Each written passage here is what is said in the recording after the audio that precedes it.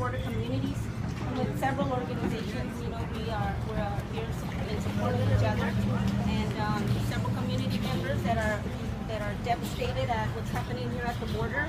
And specifically today, we are here because it's going to be tomorrow the anniversary of the murder of Valeria Munique Tachiquin. So we are here in support of her mom and her family, her children, and also to denounce the U.S. Border Patrol for the continuous murders that have kept on happening with impunity. We are here to demand justice and accountability for each and every single one of those murders that has happened in the last however many years that the border has been killing and murdering people. Included in this is assault, brutality, rape, and we are sick and tired of our communities here in the southern border to be living in fear because of this U.S.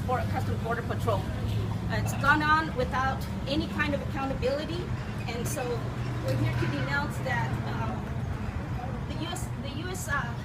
Government needs to step up and start prosecuting these cases.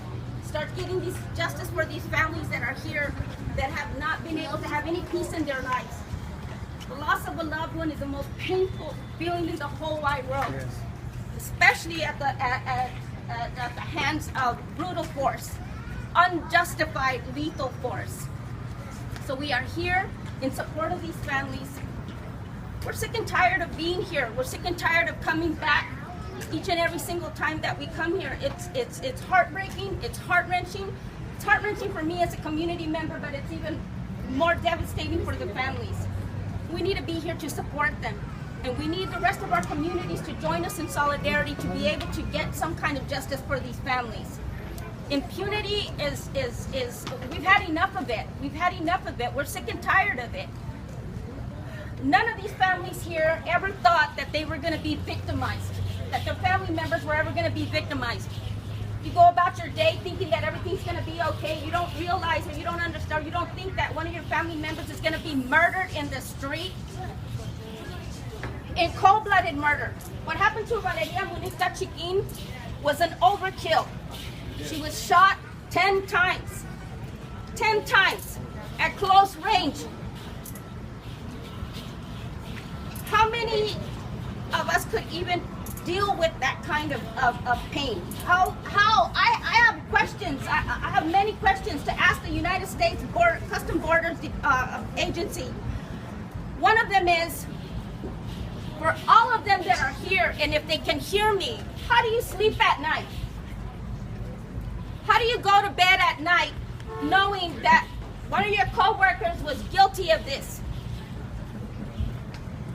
I have to ask also, how do you look at your family and your children when you go home in the face after something like this?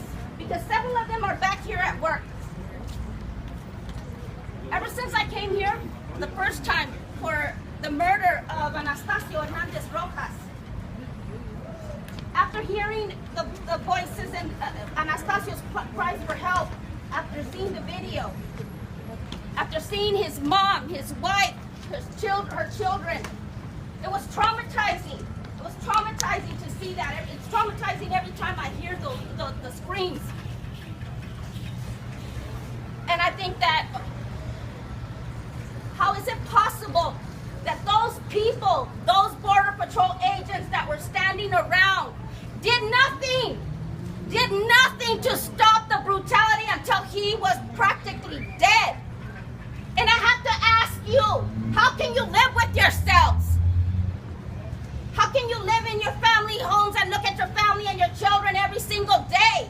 And what are you going to tell your children when they grow up? That you did nothing to stop this. You did nothing. And for the rest of you that are out there, and because I don't know if you're still in there and you're hearing me, but you need to know that we're going to hold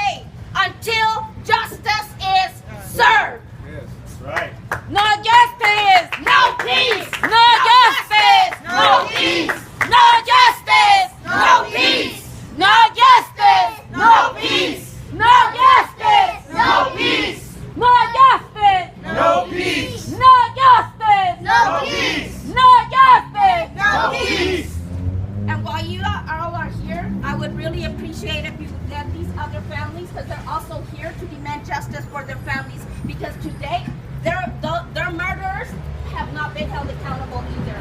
With us today is Maria Puga, wife of Anastasio Hernandez Rojas, also Shayna Gutierrez, wife of Jose Gutierrez, who was brutally beaten into a coma at the border.